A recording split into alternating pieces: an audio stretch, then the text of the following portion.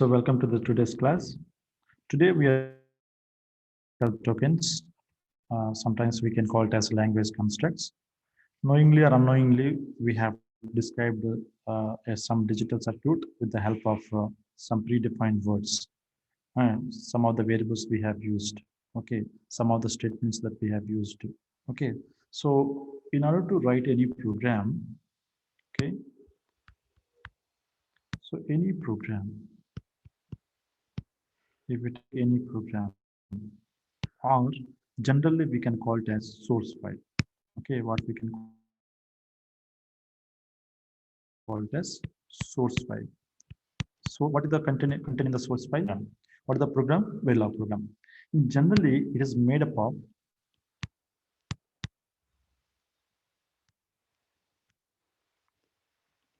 a number of ASCII characters, right? So with the help of these characters, or a set of these, a set of or grouping of these characters to provide a meaningful statement that we have done. Okay, so that's what any program consisting of. Any program you can see a set of ASCII characters. Okay, so if you want to write a meaningful program, these characters, okay, these characters are grouped, right? These characters are grouped into sets which are known as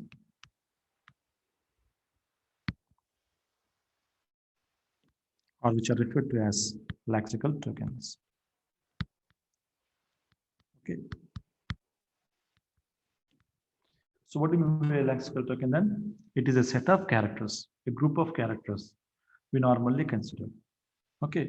So a single character, or it may be a group of characters, can be treated as a lexical token.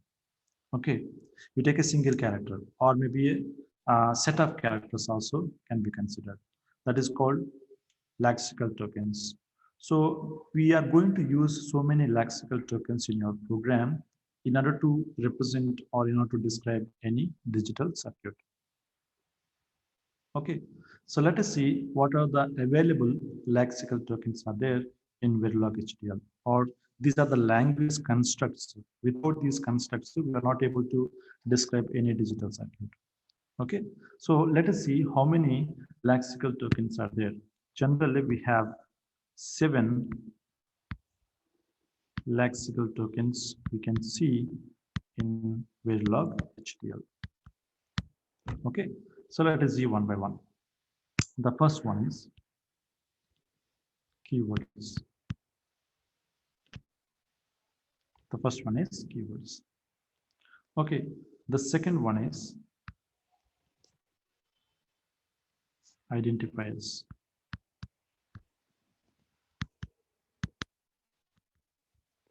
Okay, the third one is comments.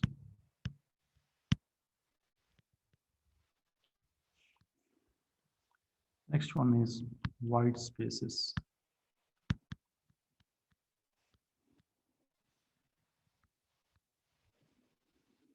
Okay, the next one is numbers.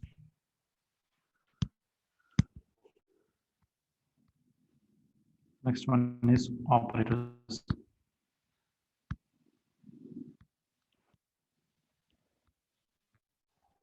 The next one is strings. Right. So these are the language constructs that we have to use in order to write a meaningful program. Okay, without using these constructs to describe any digital circuit, we may not program cannot be synthesized. That program cannot be simulated. Okay, unless otherwise, if you are not using in a proper manner of these things, right? So these are lexical tokens or language constructs that are normally used in Verilog HDL. Clear? Now let's see one by one. Let us see a keyword first of all. A keyword.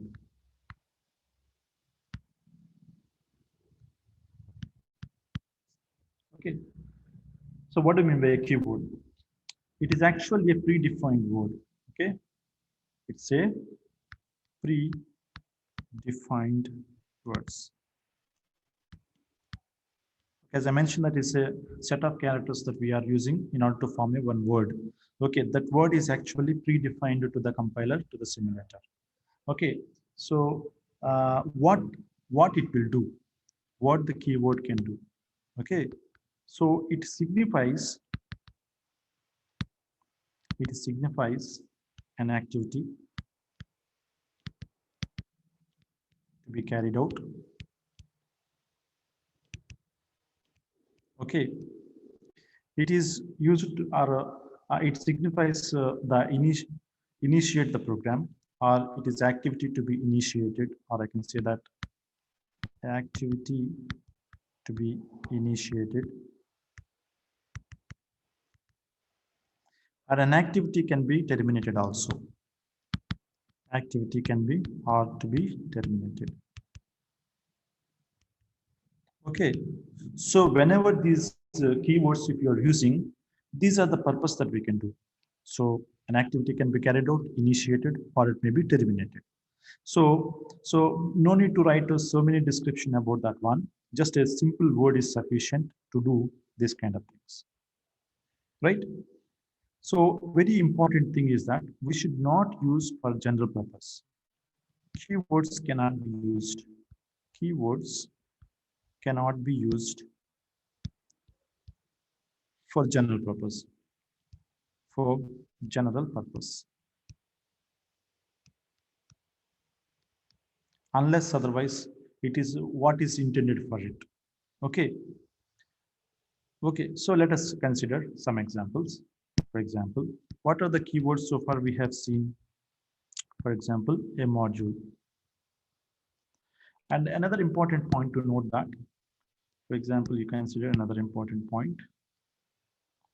Okay, any keyword, the keywords are in generally lowercase.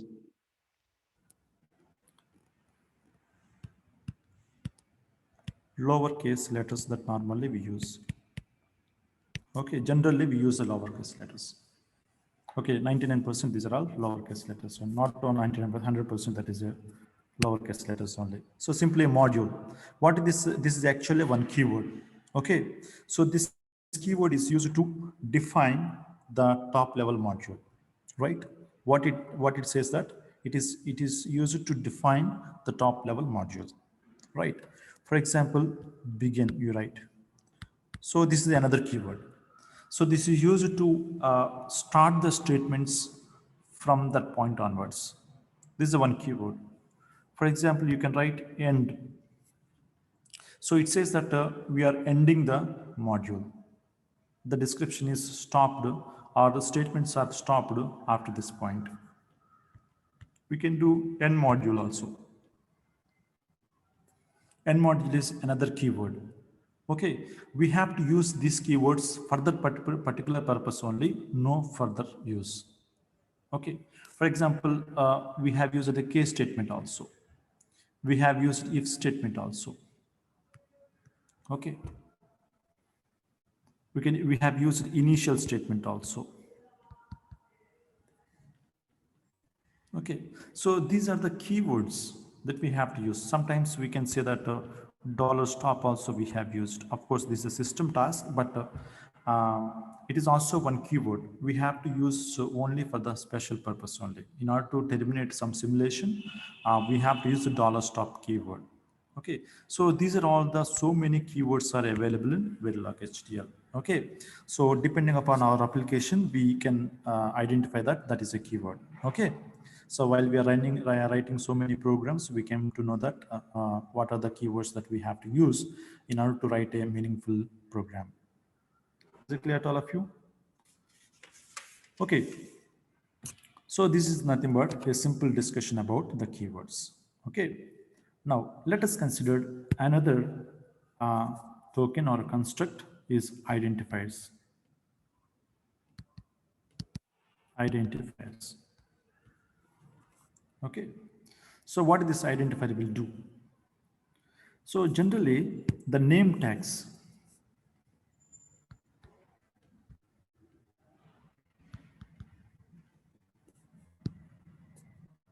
or I can say that I can say in a different way. The identification of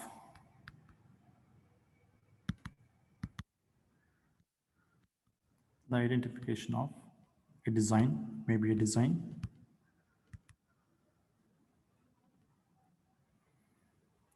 or a block of statements, a block of statements,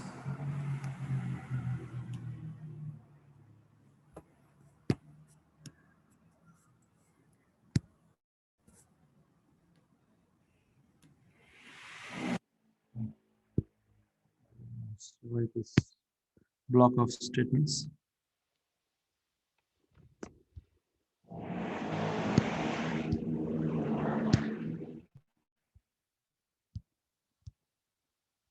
Okay, or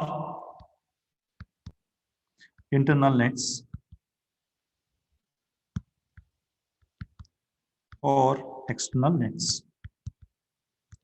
External wires అనొచ్చు, nets అనొచ్చు. Okay, so the identification of so and so things can be done by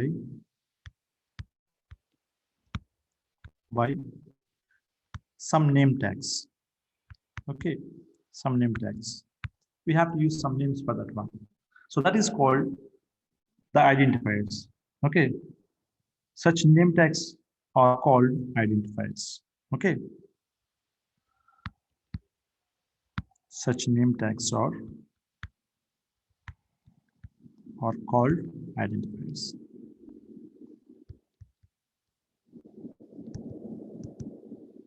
For example, everybody has got our unique name. Okay, so of course we are all human beings. Okay, but each and every human being has got some kind of name, so that for that person is called by that particular name. That means his identification is done with respect to his name. Okay, similarly, if we have a design, the design must be identified by using some name tag. For example, full adder you consider. So the full adder is the name that is meant for to identify that particular digital circuit. Clear.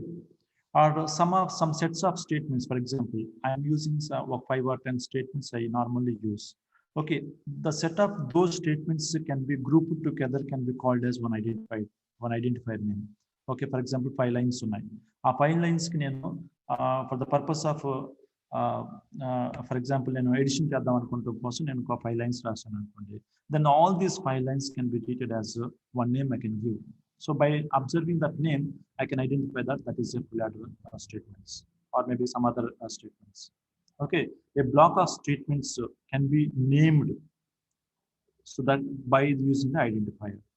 Okay, and some internal names, internal nets and external nets also can be done in this way also. For example, let us consider in this way. For example, you take one design something like this, having some kind of input. This is generally a digital circuit, right? So this digital circuit identified by its name called FA, for example, that means full adder. So it is identified by, design is identified by its name called FA. So that is called identification. For example, A and B, for example, you write here sum and C out, for example, something like this. A and B and S and C are the internal, the external signals. Okay, these external signals are external lines are identified by its name tags. A and B, S and C are identifiers. Okay, and some internal weights are also we can consider. For example, T1 we can consider. So the internal weights are also can be identified by its name tag. Okay, so therefore the name tags are called generally an identifiers. Is it clear? So, but whenever you are giving some name to a particular thing, we have to keep something in your mind. What we should know is that you should know that the first important point is the identifier should not start with number. Okay, should not start with number. Okay, very, very important one. What does it mean? For example, I have written FA, full adder. This is also can be done 1-bit full adder actually, right? So for example, it is actually a 1-bit full adder. So you don't write it in this way, 1-bit FA. Normally full adder means only 1-bit addition only it will do. But somebody will think that instead of FA, I want to write it in 1-bit, something like this. Or people will write in this way, for example, module FA having something. Okay, so that's what he wants to write the design name, something like this. But we should not write like this. Why? Because this is an identifier that we are using for to identify a digital circuit. So what is there in this one? It should not start with number. Okay, so otherwise we can write it in this way also. FA, okay, bit 1 we can write it. It is possible to write. Or another way is that it is acceptable, or FA underscore 1-bit is also possible, or FA 1-bit is also possible. Something like this we can write. But what we can say that every identifier should start with number only. Sorry, should start with alphabet only. Alphabet only we have to use. Okay. So you should start with alphabet only. Or I can say that instead of saying that variables, whatever the name variables that we can use it, we can write it. Other than number, you can use anything. Okay. Of course, we should not start with the special characters like @ symbol. Okay. Or maybe we should not start with the special characters like something like this we cannot use. Any special characters we should not use. Okay. Special characters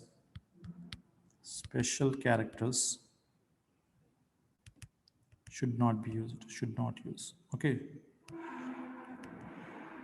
Okay. So @ dollar symbol, okay, dollar symbol, all this will come under the special characters. Only we are allowed to use alphabets only. Okay. So therefore, alphabets only the possibility that we can use it there. Okay. And another important point is that, of course, special characters, we should not use it. Another thing is that, for example, we should not use any kind of space between the two words. For example, something like this I want to write. For example, module, full adder that I want to write it in this way. Okay. What I can do is that FA, something like this. I don't write like this.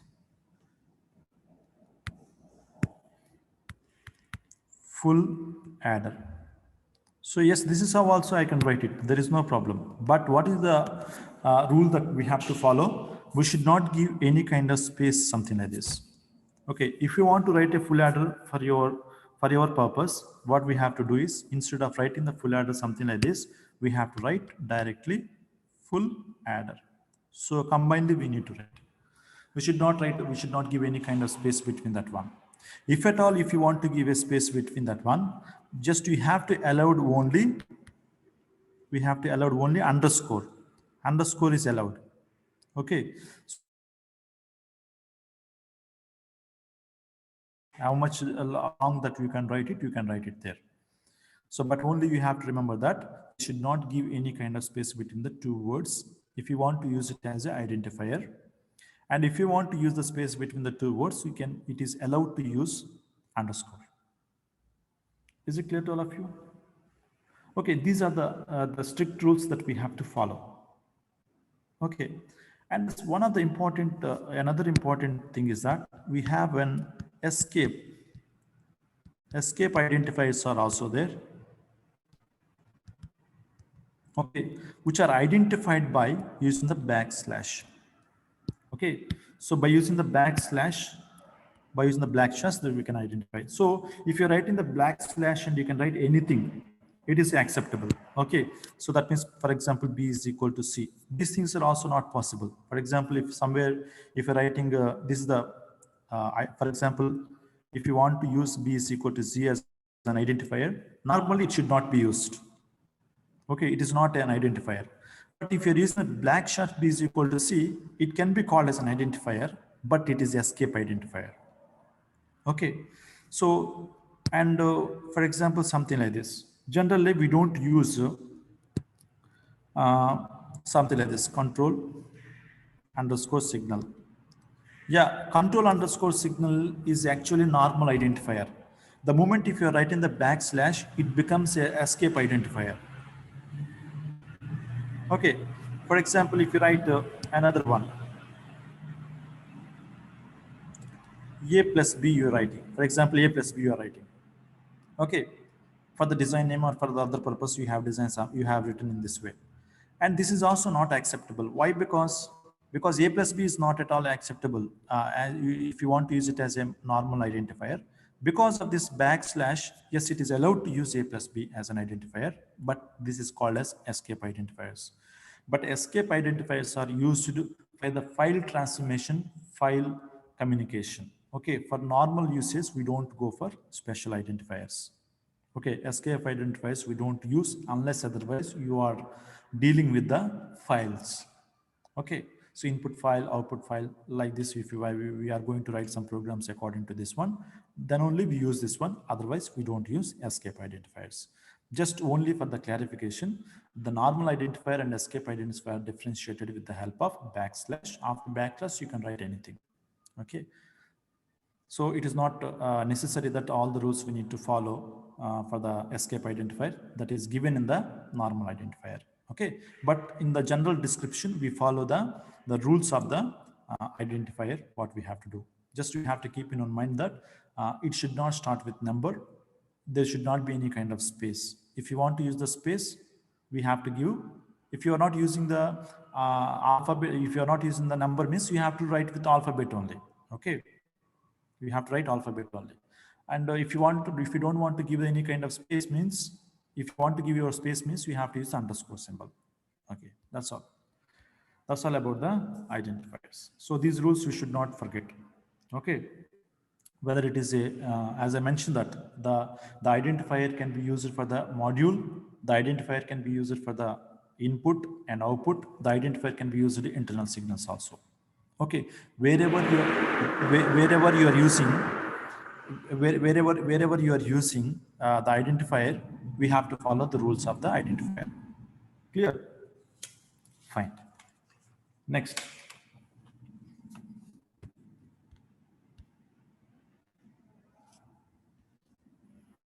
Next, white space. Of course, everybody knows that from the point of C language, white spaces, everybody knows that. What are the white space characters that are available?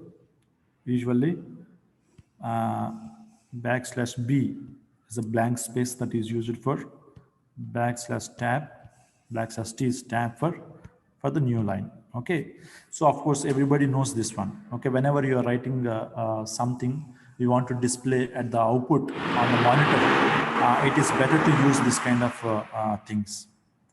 Just please wait, some work is going on this outside. Just I want to close the door and I will come back.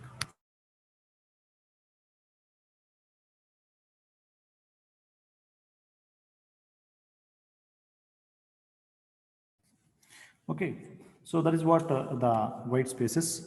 We need not discuss about more about this one because it's a simple one. And next one is comments. Okay, of course the white space is also used to increase the readability of the code. And again, these comments are also used to increase the readability,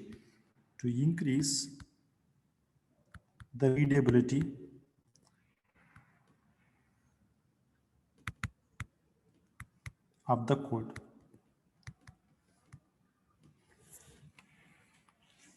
Okay, so how do we do this one? For example, something like I'll write one. I will write something like this. For example, a module. For example, I'll write full adder having the inputs is equal to A comma B comma S comma C. For example, something like this I have written. Okay, I can give some kind of comment just adjacent to that one, something like this. So two forward slashes that I have to use. Okay, I want to give the name of this one is it's a full adder. Okay, I'm giving writing something else. It is a full adder. It is a full adder module. Okay, full adder module. So what we can do, what we can identify that. So just after the module statement, whatever the module statement that I have given, after the completion of my module statement, I have used some forward slash and given some kind of description.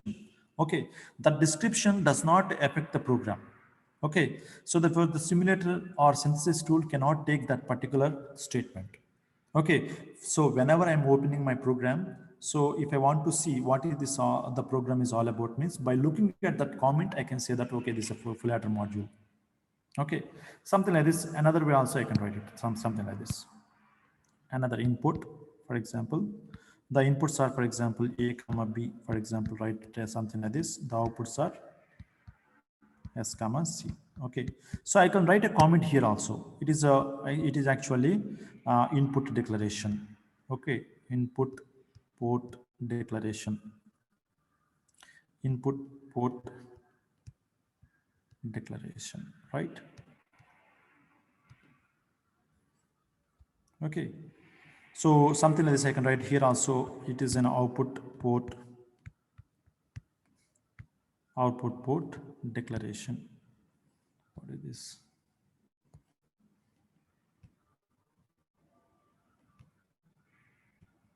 Okay, something like this. For example, something like this I have written. So S is equal to, for example, or I can say that assign statement I use, assign S is equal to A XOR B I have written here, assign C is equal to A and B I have written in this way. Okay. In the similar way, I am writing in this way also. For example, XOR G1 S comma A comma B, I am writing in this way, AND gate G2, for example, C comma A comma B I have written. Okay, so I'm writing the AND module. For example, something like this I have written. Okay.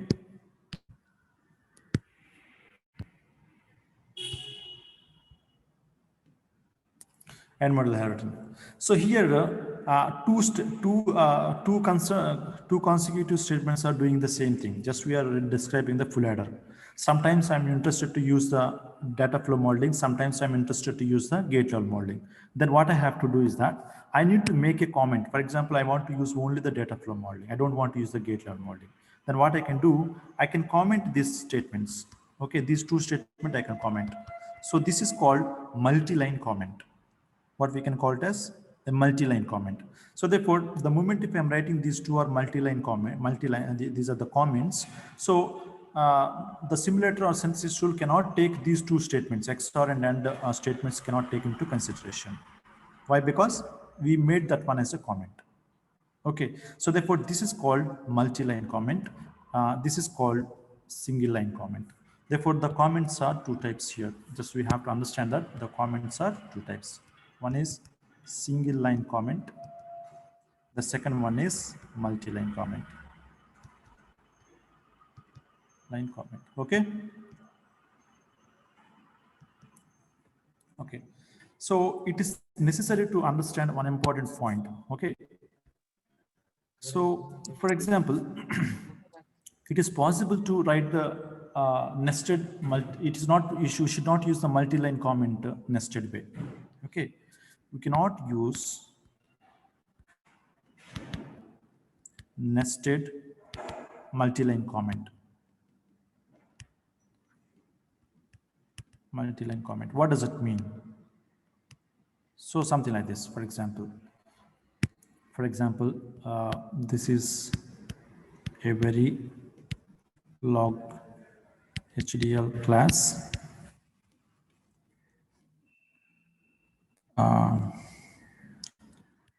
We should know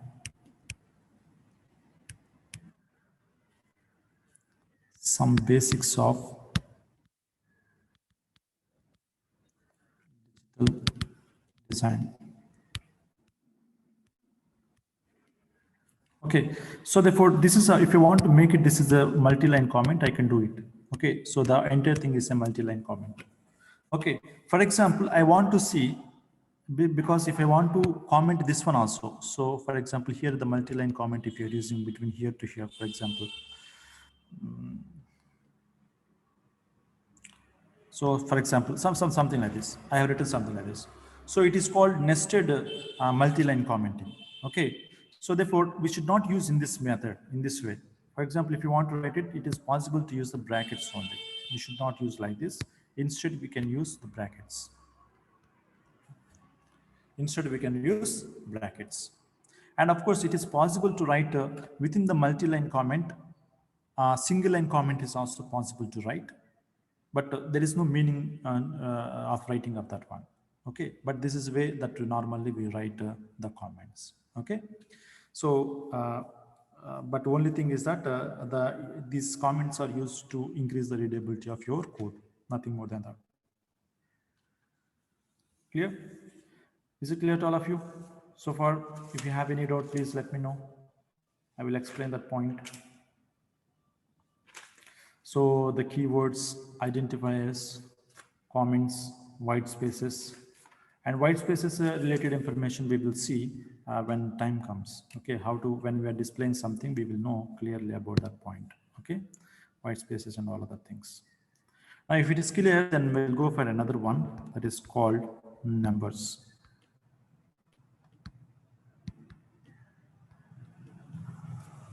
Okay, so this is another language construct that everybody should know that one. Okay, so why the numbers are used? That's the question. Okay, so these numbers are used or required in the design description. As all of you know that numbers are required.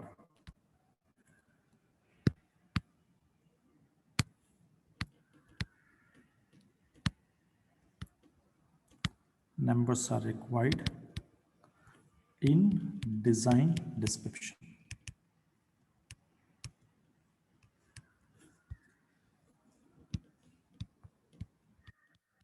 Is it right? So why we need a numbers in the design description? For example, to set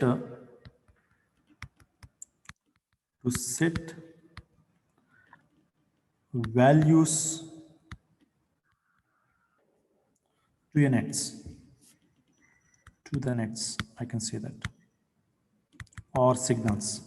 So whatever the signals that we are using, or whatever the variables that we are using in our design, okay, in order to give some values, what kind of values that normally considered?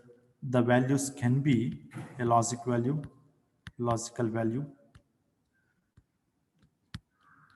or it may be a delay value to the net, or a wire, or the size of the buses, I can say that.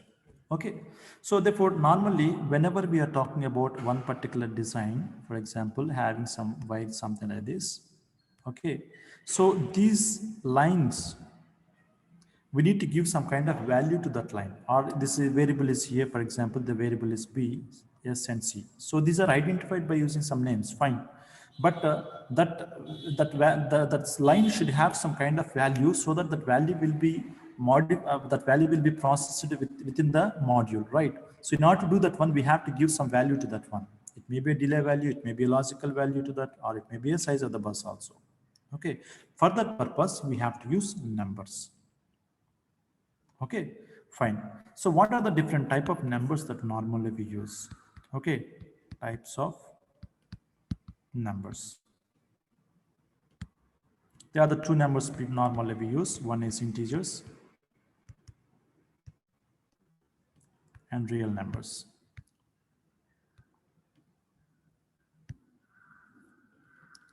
Integer numbers, or I can say that integer numbers and real numbers. Okay, so let us discuss about the integer numbers. Okay, integers. So the integers, as all of you know that if we don't have any kind of decimal points, okay, then normally we treat it as integers. Integers can be of two types. One is signed integer or unsigned integer. Okay, so the integers are also classified into different categories that we can write it. Okay, it may be a decimal number.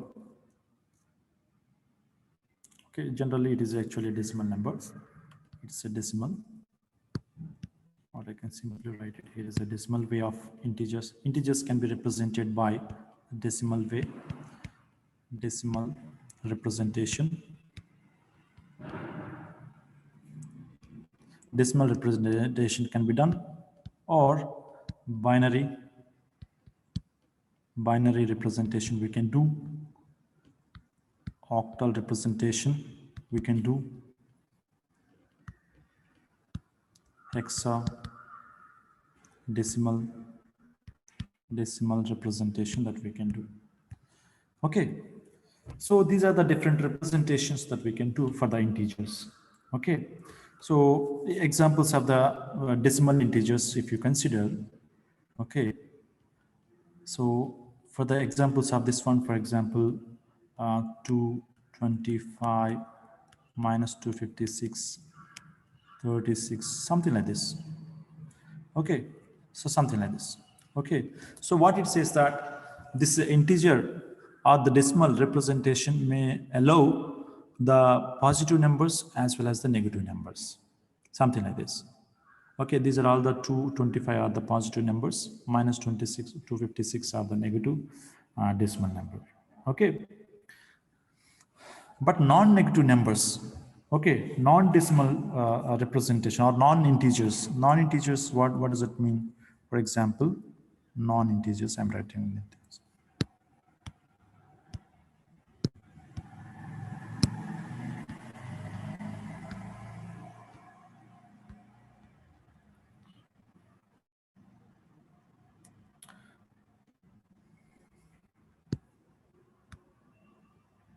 Okay, so better after completion of this one also we will do it there. For example, we consider the real numbers. Okay, real numbers. Of course, everybody knows that real numbers, something like this. What will be the real numbers? For example, 2.3. Okay, something like this. Okay, for example, 5.4 into 10 to the power minus 3. So these are not allowed in the Verilog HDL. Directly, it is 2.3 is acceptable. And but instead of 5.4, we need to write it in this way: 5.4 into e minus 3 that we have to write. Okay, for example, minus 2.3, if you want to write it, yes, it is possible to write minus 2.3. For example, minus 5.432 into 10 to the power of minus or plus 4, something like this, for example. Then we have to write minus 5.432, okay, e plus 4 that I can write. Okay, so this is how we can write the real numbers as well. Okay. So exclusively for this particular purpose. So here also we need to consider these two important points. So from here to here, whatever the representation that we are doing for the integers in the decimal point of view and another point of view is identified by using the number format. So for that one, in order to distinguish between these two, or in decimal representation or other representations, forget about the real numbers, we are talking about the integers. For the digital representation, decimal representation and other representations can be identified or uniformly can be represented by. Normally, we don't write these are the non-integers. Non-integers like 2a, a b8, for example, b8, something like this, minus 2a, minus 8b, something like this. These are all actually other representation. It's hexadecimal representation, but we don't write it as an integer. So directly we cannot assign a single value to this, something like this. For example, xy is there. Xy is connected to 2a. It is not. We should not write like this. It is not acceptable. Okay. So, but anyway, we have to represent this number in a meaningful way.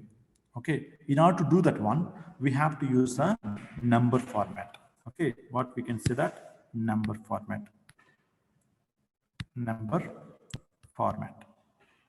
We have another alternative way to represent the integers other than the decimal. We have to use this number format. What is this number format? Number format is acceptable for all the integers. Number format is acceptable for all the integers. Okay, so something like this it will be, for example, something like this, minus sign that I can use, or simply I'll different calcs I'll use minus. Okay, back quote, suppose H I can write it, and value, for example F4. I can say simply something like this. Oh, I'm sorry. It's a very important one. While you are writing the Verilog program, number format only we have to follow. That's the reason why I'm discussing here. And suppose some kind of 8 number I'm using. Okay, what does it mean in this way? So sign bit, it is a sign bit, or I can say sign bit. First one is a sign representation. The next one is sign. It is a sign representation. First one is the sign representation. The second one is the number of bits that are representing the sign bit and the number of bits. The next combination will be base system. What kind of base that we are interested on. Okay. Lastly, the value. Value. So this is how a number can be represented, right? The number is represented in this way. Is it clear? So any variable, okay, any variable that you are using in your design, if you want to give some value to that one, it is the format that we have to follow. Okay, so therefore, first one is the sign, whether it is a signed integer or unsigned integer, that is decided by first line. Suppose if you are not writing this minus, it will be treated as a positive number. Okay, the next one is 8 bits that we are using for the value. For example, 24, the number I'm using. How many bits that are required for the 24? For the 24, I need to use,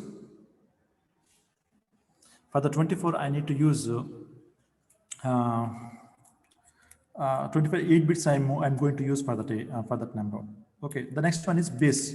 So if the value you want to represent it in the decimal format, or maybe binary format, or it may be hexadecimal format, you can do it. So then what is the value of that one also we need to consider. What is the value of that one? Okay, shall we take an example for this one? Okay. See, what I'm doing here is that, so let us take this example only. In this example, what I have done, for example, minus 8. For example, for simplicity, I'm removing the minus sign. 8H, 8C. Don't forget this combination. Back quote H or single quote H, we can write it as. So we have to combinedly, we need to write. And F3 I'm writing, F4 I'm writing. What does it mean? That it is a positive integer. Okay, it requires 8 digits to represent the FA. That means how it will be represented. 8 digits means F means 1 1 1 1, 4 means 0 1 0 0. That's how it is representing. For example, any wide. For example, A is equal to, I'm writing 8H. Sorry. For example, 8H FA and Rasi ante the meaning ఏమవుతుంది బాబు మనకి ఇక్కడ 1 1 1 0 1 0 0 0 0. That's what the meaning of this line. This particular line A or variable A is defined in this way. Is it clear to all of you? So this is the number system that we have to follow. So when I'm writing the case statement, I use this method, or most of the cases I'm using this is the way. Okay. For example, you write some other examples. So how do we encounter all these things? For example, A is equal to minus HFA and Rasan account. What does it mean? 4A. What does it mean? It is hexadecimal representation. Fine. 8 bits I need to use. Value is FA. For FA, F4, I need to use 8 bits. What is the negative sign? It says that. In negative sign, it says that take the 2's complement for A. Okay, what is the 2's complement of this above number? 0, 0, 0, 0, 1, 0, 1, 1. So plus 1 you have to add. So what is the value? 0. Here is the 1. Here is 0. Here is the 1. 1, 1, 0, 0, 0, 0. So this will be assigned for you. Okay, whenever the moment if you are writing the negative sign, then you have to keep in your mind that it takes the 2's complement of the value. Clear? Now, another point we have to remember is that, so especially in the form of hexadecimals if you are using, so for binary means B that we can write for binary. For octal, O I can write. For hexadecimal, H I can write. For decimal, D I can write. Okay, which are equivalent to say that if you can use it capital B for binary, capital O for octal, capital H for hexadecimal, capital D for decimal also. So it is possible to write in this way.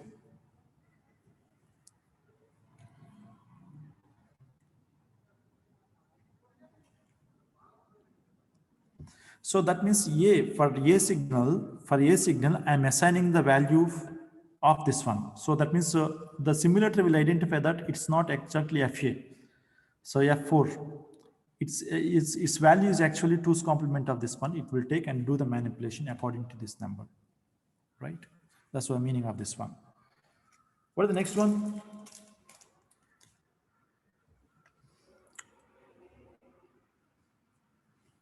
Clear? So instead of the small letters, I can use the capital letters also in place of this one. Or for example, I will write it in this way. You write in this way. For example, A is equal to -8. Capital H I can write, and F4. Yeah, I think you have a question here also. Okay, FA is the 4A. Okay, it is also in the decimal number system. What we can do in the decimal number system? What are the number digits that we use? From 0 to 9 that we can use. Okay. For binary, finally we have to use 0. So it's very important that x comma z also we have to use. Okay. For binary 1 comma x comma z also we have to use. One point I want to tell you after completion of this one. For the octal number system, I can use 0 to 7. Okay, x and z also I need to consider. For hexadecimal, for example, you are using hexadecimal, for example, right? For this hexadecimal 0 to 9, we have to use A, we can use B, C, D, E, F, and X and Z also we can use it. Okay, instead, whenever you're using the X and A, comma B, capital A also we can use it. Capital A, you can use it, capital B, capital C, we can use it. Capital C, we can use capital D, capital E, capital F also we can use it. Okay, capital X, capital Z also can be used. It also capital X and capital Z also can be used for the above cases also. Okay. So why, of course, the decimal means we know that 0 to 9 only, binary means 0 to 1 only, the octal means 0 to 7 only, hexadecimal means 0 to Z only. 0 to 9 and 1, A to F. But where X and Z came into existence? That is another question. Okay. So for that one, I'm going to tell you, okay, the time is up. I think we'll discuss these points later on. Okay. The remaining things we will see in the next class. I'll stop it here because you have to go to another class also. Okay. We discuss about why X and Z came into existence and all other things. Okay. With this, we have come to the end of the session and we will see the remaining things in the next class. Thank you. If you have any doubt, please mail me. Otherwise, you can write it on the chat box also.